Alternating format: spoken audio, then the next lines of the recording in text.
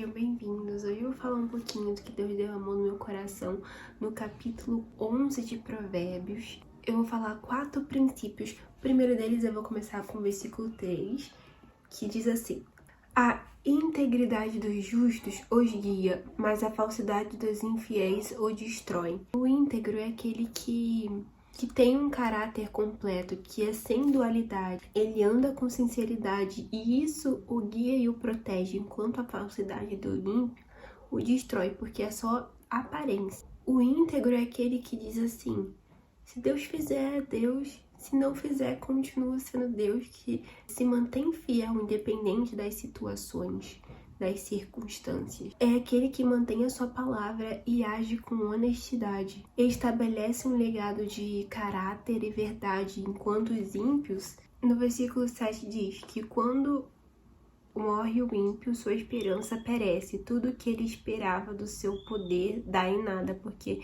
a esperança dele tá em coisas que não valem.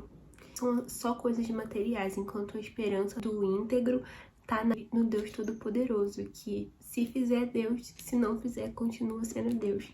E é sobre isso. E no versículo 28, quem confia em suas riquezas certamente cairá, mas os justos florescerão como a folhagem verdejante, porque aonde que eles estão firmados vai ter fruto, que é em Cristo, né? Se eles estão firmados em Cristo, vai ter fruto, enquanto o fundamento do ímpio é nas riquezas, e isso é só superficial. A pessoa íntegra tem coerência no que ela pensa, no que ela diz e no que ela faz. Ela age com essa coerência, com essa postura em todas as áreas, porque ela sabe que talvez as pessoas não estejam vendo, mas quem tá vendo é Deus, que Deus vê. Ela tem esse temor. Se eu sou assim na frente dos outros, eu também sou assim quando não estou com ninguém. Então ela tem esse temor. O segundo princípio que eu quero falar é sobre a retidão, que está super conectado com a integridade. Porque aqui diz assim: a pessoa íntegra tem um coração totalmente voltado para Deus. E a retidão é o fruto natural desse coração voltado para Deus, manifestando por meio de atos justos e corretos.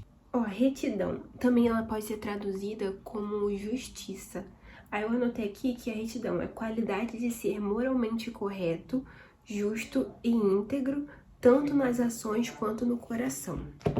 Vou mostrar alguns versículos que tem falando sobre a retidão nesse capítulo 11. No versículo 4 diz assim: de nada vale a riqueza no dia da ira divina, mas a retidão livra da morte. No versículo 5, a retidão dos irrepreensíveis lhe abre um caminho reto, mas os ímpios são abatidos por sua própria impiedade. Aqui a retidão dos irrepreensíveis são as atitudes deles, né? Que são coerentes com as atitudes que agradam a Deus.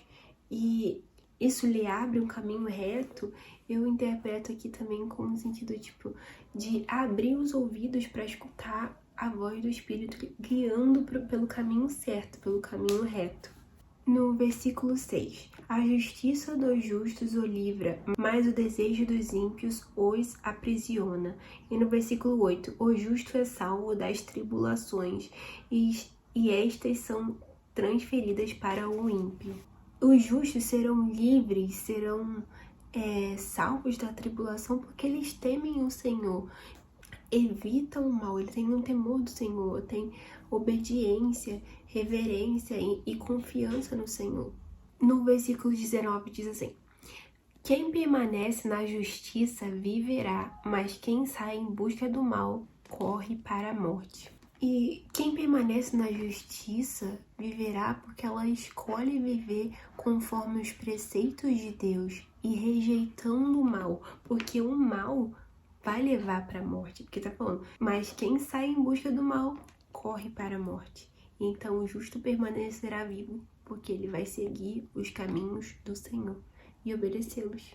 E o terceiro princípio que eu quero falar é o poder das palavras, que no versículo 9 diz assim: com a boca o ímpio pretende destruir o próximo, mas pelo seu conhecimento o justo se livra.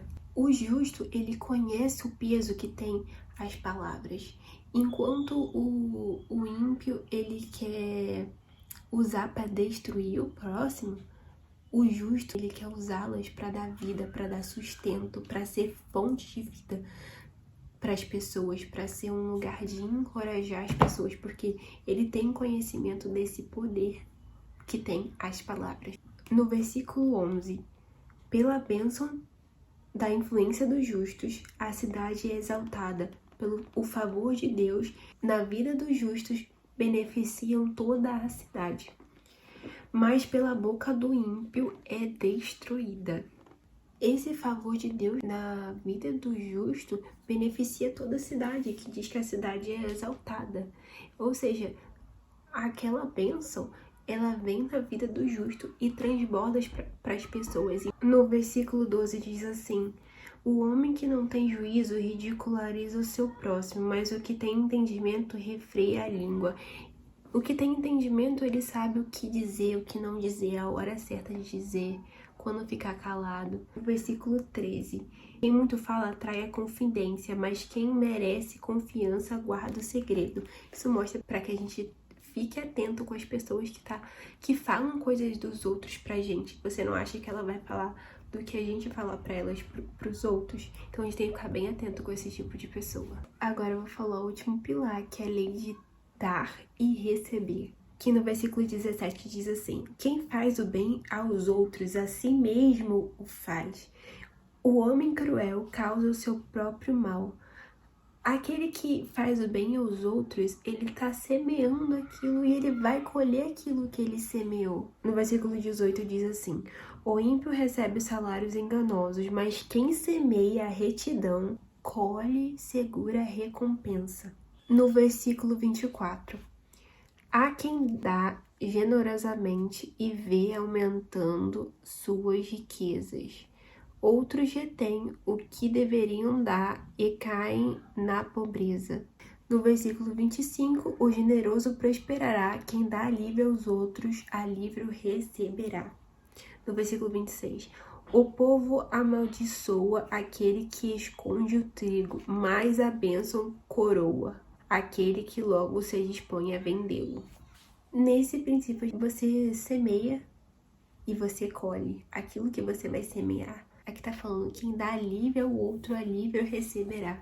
Quem dá generosamente, quem ajuda os outros, isso também vai recair sobre você. Aquele que faz o bem, que age corretamente, isso vai voltar para você. E eu queria finalizar esse capítulo falando o último versículo, que é o versículo 30, que diz assim: o fruto da retidão é a árvore da vida, e aquele que conquista almas é sábio.